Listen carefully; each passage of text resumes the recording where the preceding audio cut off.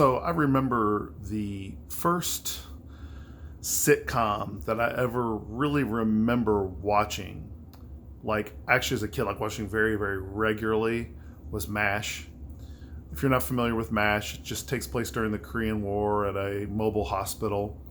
And I remember the intro back then in sitcoms and any TV show, you had like an intro. It was like 2 minutes long, full of credits and music, and most of the music was at the time considered very good. In fact, some of those soundtracks came out in the 90s. I remember I had a few of them and listened at them, and as they've aged, they've gotten really bad. But I remember as a kid, MASH having a very depressing soundtrack. I just would listen to it and feel like this must be a sad show. And since I was so young, I didn't get most of the comedy. I just watched it because it was on, and I didn't have anything else to do. I don't think I laughed at MASH once, and I haven't seen it as an adult at all because I find it to be kind of depressing. I also watched a lot of I Love Lucy, which again, on because I didn't have cable and didn't have a lot to do. I didn't really seriously watch sitcoms until I was in high school. And I watched all of these. I mean, I've in fact heard there's a show called Call Me Chatto, Chato, and he's a former executive producer who's got a really good YouTube channel. And he goes over TV guides from past and shows how those shows evolved and everything. It's actually very interesting. And someone who's spent a lot of time watching television as a child, I can appreciate a show. I never read a TV guide, so it was really interesting. Now, and if you don't know what TV Guide is, it was just he goes only over the fall previews, and this is a big time during television, almost as bad as Sweeps Week, almost as big rather. And it's just about where he goes through and shows the shows that they didn't know how good they were going to be, so they're describing them, and those shows kind of evolve out of that over time. It's really interesting. And I didn't really start digging in to sitcoms until high school. I'll take that back. My family and I did watch sitcoms together, and we were into a lot of the family sitcoms. And I just remember, again, never really laughing. I just we watched Alf, we watched Growing Pains, Empty Nest. I don't know if you know any of these shows. I don't want to rattle off a bunch of shows. I could continue. There are a ton of them. And I remember never laughing, just watching them. Roseanne was a big one. I remember the Roseanne pilot. We all sat down and watched the pilot, and my stepbrother really liked it. And I remember thinking, yeah, it seemed kind of good. And again, I don't remember laughing. I can't tell you a single joke.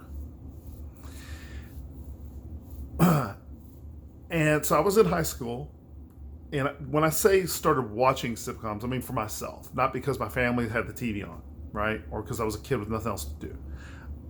For myself. I was in school, and we were getting ready. I didn't have a job yet, and the pilot episode of Seinfeld came on, and I thought it was really good. And I still to this day, some people watch the pilot episode with the expectations that it's going to be like the later episodes of Seinfeld, and I don't have those expectations because I remember it, and I think that pilot's really good. To this day. I think it's very, very good. It has a couple cheesy jokes, but it's still really good. And, I don't have those expectations, as I said. So I like these shows. And I remember I watched season 1 and thought, this show's really good. Really good. It made me laugh. And then I got a job at Kroger, which seems to be a running theme in these videos. Kroger's coming up a lot lately.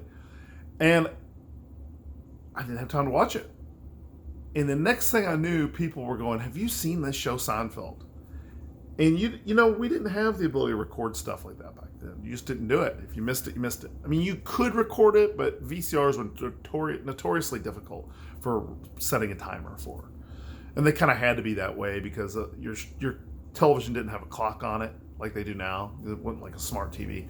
Anyway, and so I found Seinfeld to be actually make me laugh, which sitcoms didn't do. Why is this? Seinfeld was the first big evolution in television. It was the first big evolution in sitcoms, rather. And what was that evolution? The evolution comes from Larry David. I'm sorry, my eye is killing me. It's bothering me. Sorry. It was Larry David, whose entire idea for Seinfeld, and I get this, was to be funny. I talked to a lot of people who are very young who try to watch Seinfeld, they don't get the humor.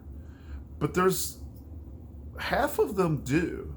And I asked one guy, he's really young, I said, why do you laugh? It's so outdated. Like, to me, I think, oh, they don't know about the Mayor Dinkins vote, and, they don't know about what's going on in some of these, things that are historically contextual only. Payphones, and I just don't know. I mean, I guess that's obvious, but and he's like, I know that the point of the show is just to be funny.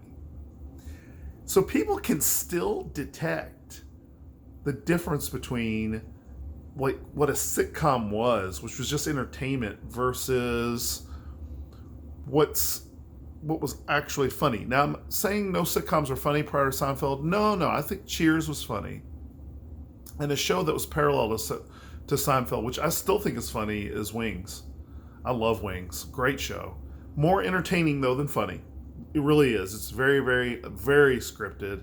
Same people that did, Cheers. But Cheers did have funny moments. I remember laughing at some of those moments. But Seinfeld really didn't. It really hammered in comedy. Like, let's be funny. And I heard Jerry Seinfeld in a podcast the other day with this guy, and you could tell Seinfeld was really annoyed with this guy. The name of the podcast is WTF. The guy's not funny at all. I've watched some of his stand-up. He's not funny. And Jerry Seinfeld goes, the guy's like questioning what the point of stand-up comedy is. And Jerry Seinfeld goes, well, what do you think the point of stand-up comedy is? And he's like, he didn't know. And Jerry goes, well, I do it for laughs. I do it to be funny. I like to get laughs. And the guy disagreed with him. And you can just tell Seinfeld thought the guy was a joke. Just thought he was a joke. And he's right. He is. Seinfeld gets it. A lot of people in comedy don't. The next big evolution in the sitcom was Arrested Development. That show is one of the worst marketed shows ever. This like bright orange color is not good for selling your show. It's a little bit, and I know it's kind of strange, but it's kind of off-putting. You just see this bright orange, you're like, okay. And the show required a lot of setup because of the type of humor that it is. But it does pick up on this Seinfeld idea of just being funny. No point beyond being funny. Just be funny. But the big evolution here was the lack of a laugh track. No laugh track. And I'm sorry, that's huge. It edifies your audience. It says, you know when something's funny. If you think it's funny, you'll laugh. If you don't, you won't. And it made the show funnier. It's the thing with laugh tracks are it kind of is saying, hey, this is the comedic moment. This is when other people think it's funny, and that just wasn't the case with Arrested Development. If you've ever tried Arrested Development, you didn't like the pilot episode. It's not even a pilot, it's just the first episode. I would highly recommend continue watching. Now, it hasn't aged well, I don't think, if you've seen it a couple times. I've watched it several times. And now I just know where the comedy's going. So it's hard to get into now. But back then, it was a big change. And I remember it being very, very different. And then there's just been other developments in comedy that I've just already gone way too long in the video. This is supposed to be like a 5-minute video. But I wanted to put that guy's channel out there. Call Me Chatto if you get a chance. And it's just because it's really interesting. And also that, if you've enjoyed comedies, particularly like episodic comedy in the past maybe 20 years, it's nice to kind of just take the time to go over its roots a little bit, because there's some heavy hitters in the past that really changed comedy that deserve some credit, in my opinion. All right, have a good one.